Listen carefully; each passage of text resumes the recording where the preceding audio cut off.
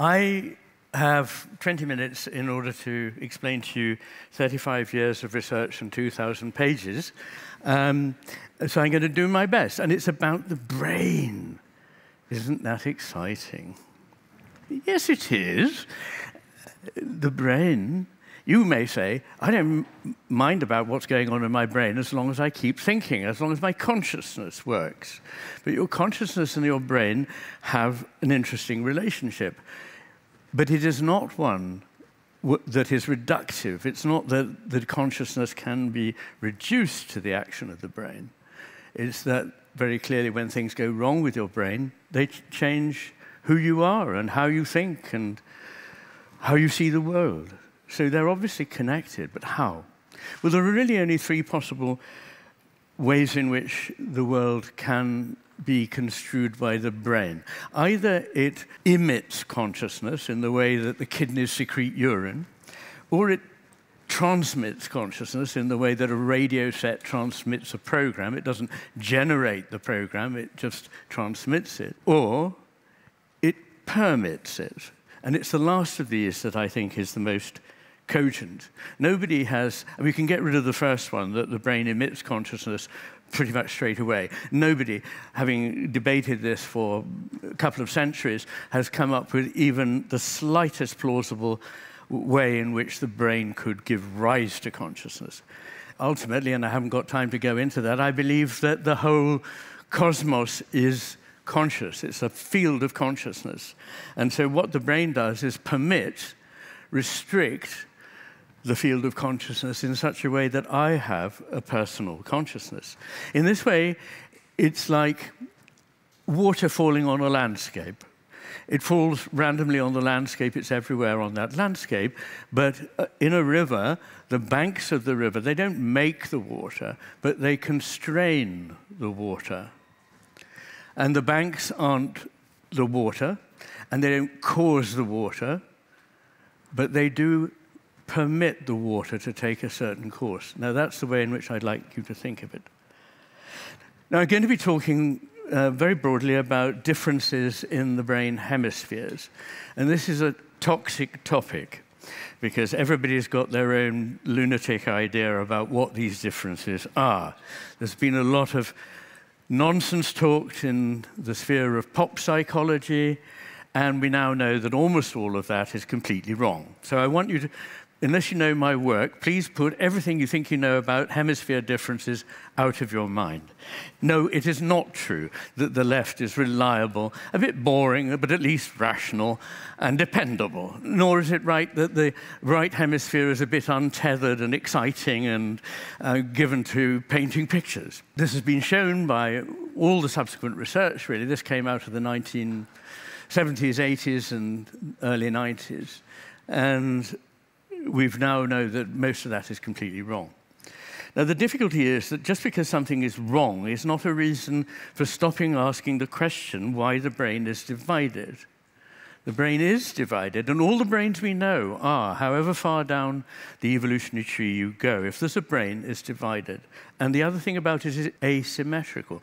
Why, if the brain just all did the same thing, would it be asymmetrical? And furthermore, in humans, there is actually a band of fibers that connects the two hemispheres at their base. Only 2% of neurons actually cross it.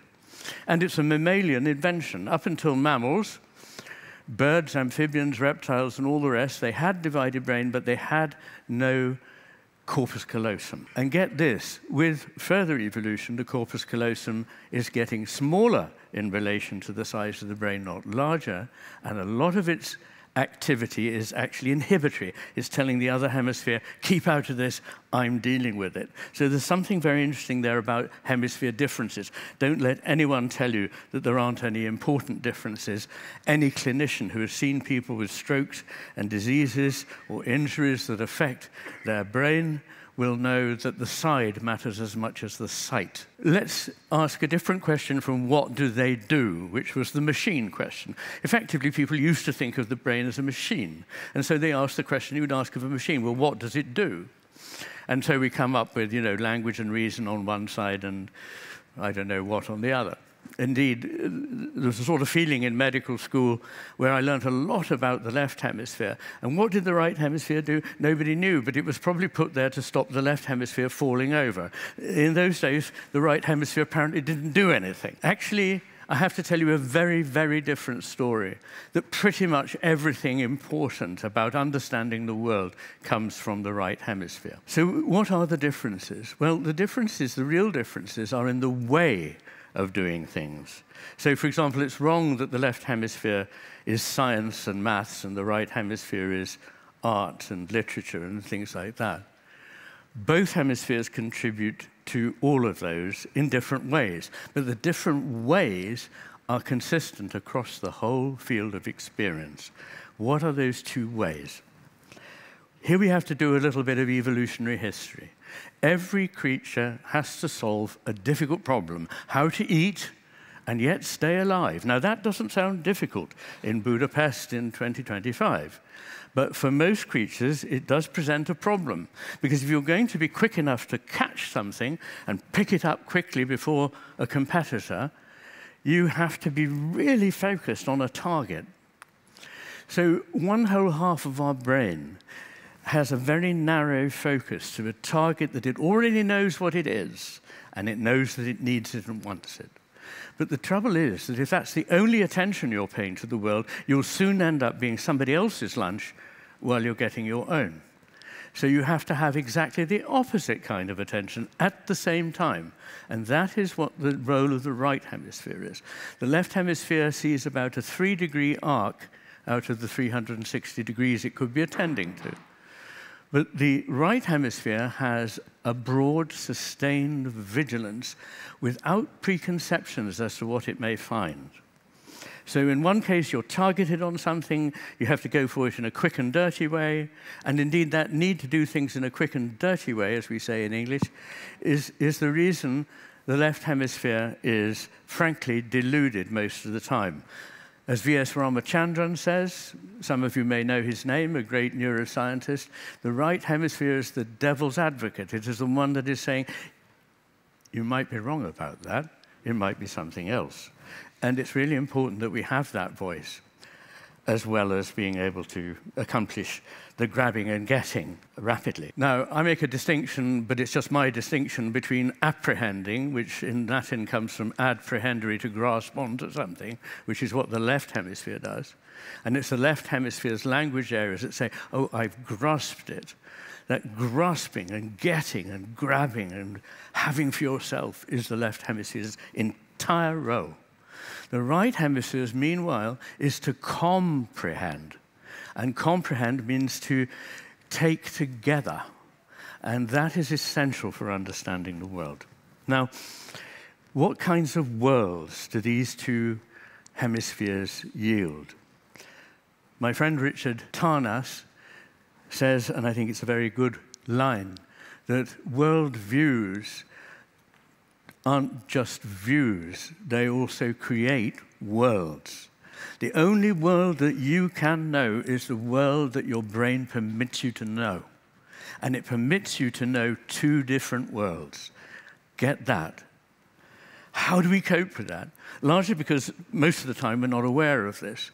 But as soon as we start to be explicit about things and having an argument with somebody, we really have, if we're going to be consistent, to adopt one or other of these visions because they're not compatible. What are those experiential worlds like? That of the left hemisphere is made up of little bits, that it knows exactly what they are, it knows it needs them. They're certain, they're fixed, they're static until gobbled up. They are not connected with one another, they have no context, they're no longer embodied, they're abstracted, they are general in nature, nothing unique about them, interchangeable, replaceable, and everything about them is explicit. I'll come back to that in a second. But it's very important. And effectively, this left hemisphere world is inanimate. In fact, when people have damage to their right hemisphere, they start to think that people are machines or zombies, or that they themselves have become an article of furniture. Whereas if you suppress experimentally, which you can, the left hemisphere, people see things as alive, and they even see the sun as alive, because it is a life-giving force that comes to us and moves across the heavens. Most importantly of all is that the left hemisphere's version of the world is a diagram, a theory, a map, an abstracted thing that is, in this sense, like a map in relation to the world that is mapped, the real world that we inhabit. The problem is that I think we can easily mistake the map for the real world, and I think that's the world in which we now are living. So the qualities of these worlds are quite different. The right hemisphere's world is not made up of fragments, but is seen as interconnected elements, which are never quite certain and fixed, because they're always in process, they're always flowing, they're always becoming, not just being things. In fact, it might be right to say that in the right hemisphere there are no things, and that was going to be the title of my more recent book, The Matter with Things, until I realized it gave an idea that I might be some sort of postmodernist that denied the existence of anything, and that's not who I am. That world of the right hemisphere is animate, it is unique. So the elements in it are, yes, of course, you can see that they're like one another, but you still see the unique case. Now, here there are a couple of very interesting cases of people who had right hemisphere strokes in the temporoparietal region, which enables us to understand a unique instance. And one was of a farmer who, before his stroke, knew all his cattle by name just by looking at them. But after the stroke, he could hardly tell a cow from a horse. And another very touching one is of a woman who'd spent her whole life getting to know, cataloguing, illustrating the birds of Switzerland. And after her stroke, she said, all the birds look the same. So that is the kind of world in the left hemisphere. The right hemisphere's world is alive, interconnected, flowing, changing, uncertain, but that gives reason for seeing something new. It is the world that we live in and cannot do without. The other is a record of the world, a map of the world, a theory about the world. It's not immediate. It is a representation, not the living presence. And a representation is, after all, something being present when it no longer is present. That's what representation means. If it's a representation, it is no longer the real thing.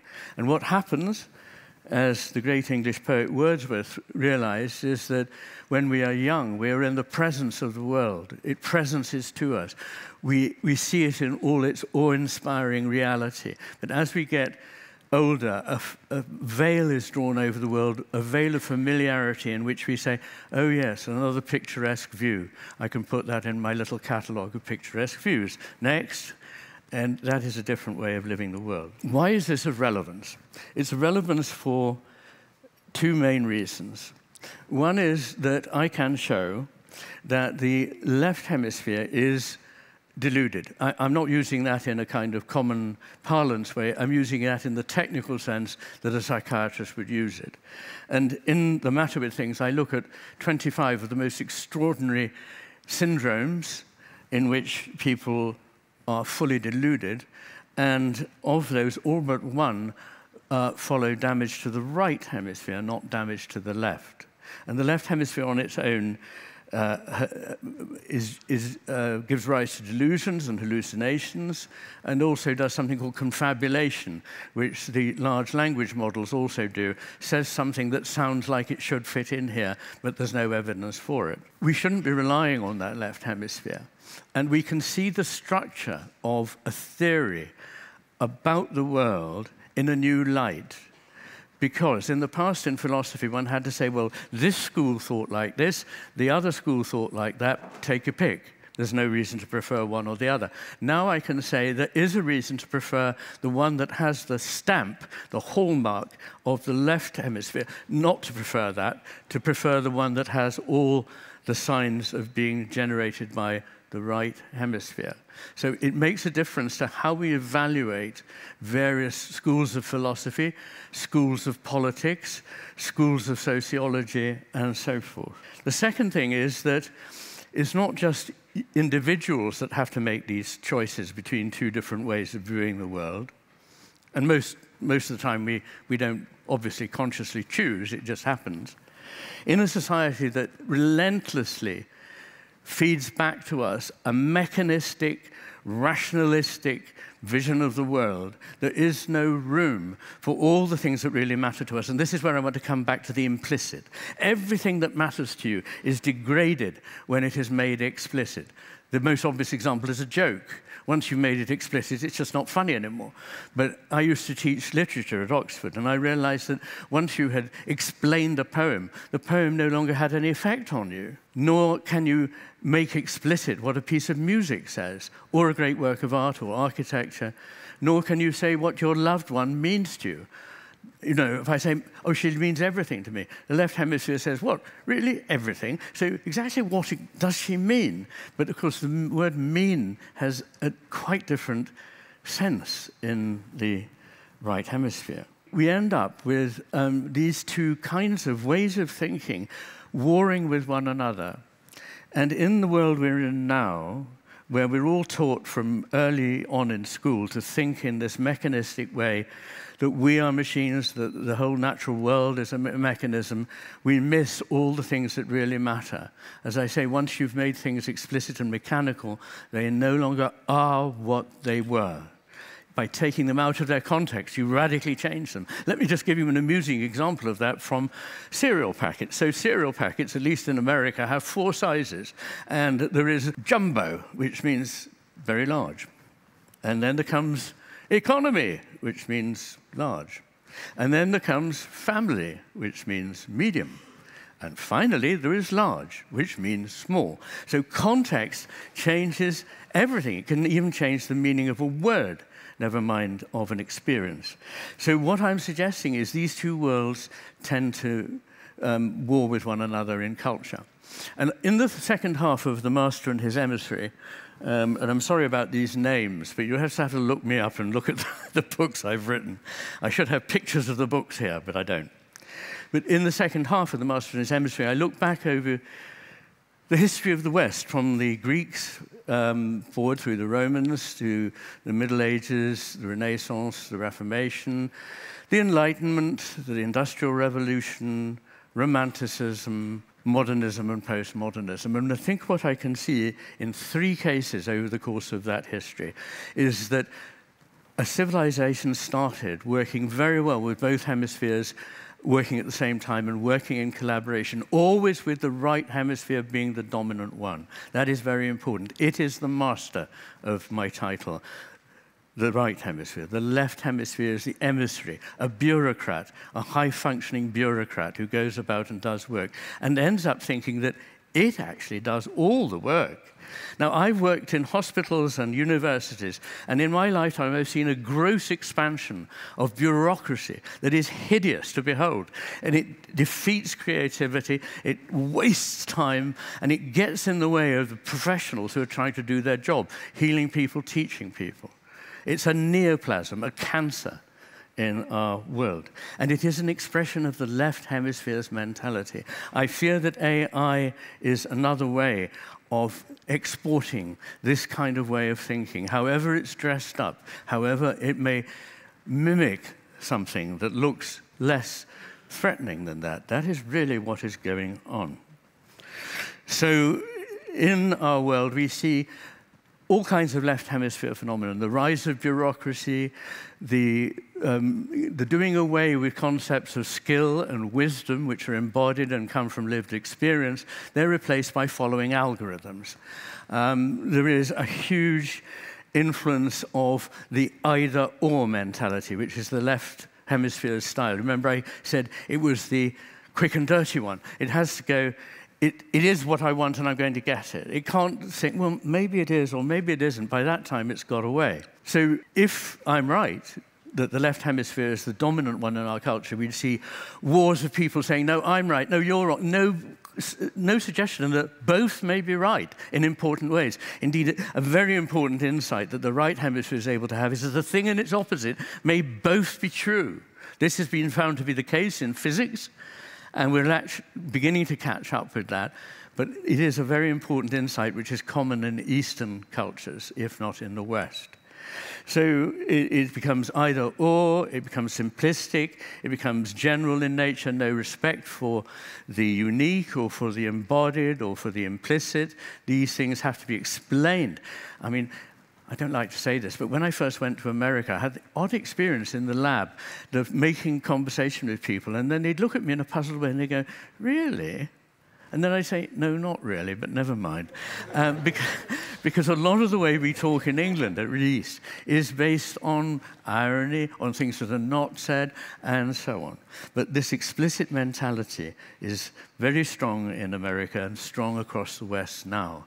Now, looking at the future, we need to rehabilitate the right hemisphere's understanding. How can we do that? The first thing is to be aware of what we're missing. That is the crucial thing. Be aware of what has gone missing from your world and don't allow it to escape your mind. The second thing is to have different thoughts about education, that it's not just about stuffing information and techniques into people, but drawing out from them their critical mode of thinking, their imagination, the humanities. The key is in the word humanities that help you understand what it is to be a human being.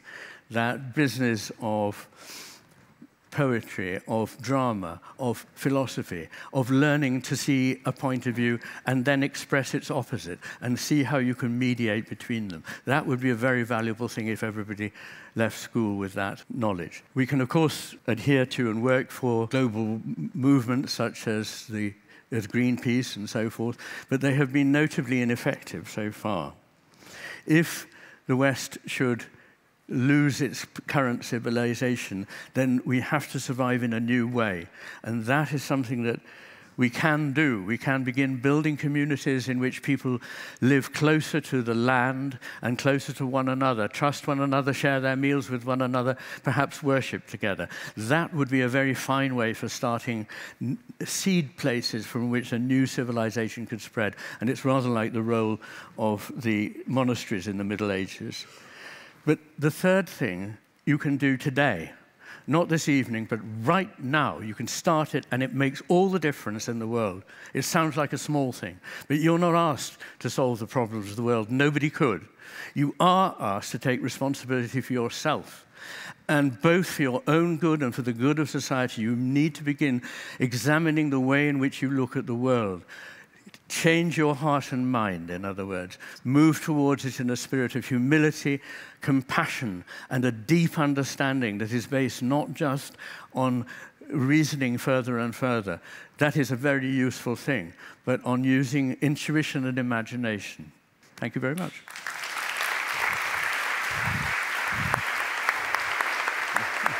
Thank you so much again, Dr. McGilchrist. Dr. McGilchrist has very graciously agreed to take the hot seat if you're comfortable to embrace the flames. Of course. Then let's start with, and please do keep your questions brief so that we can get through a few of them.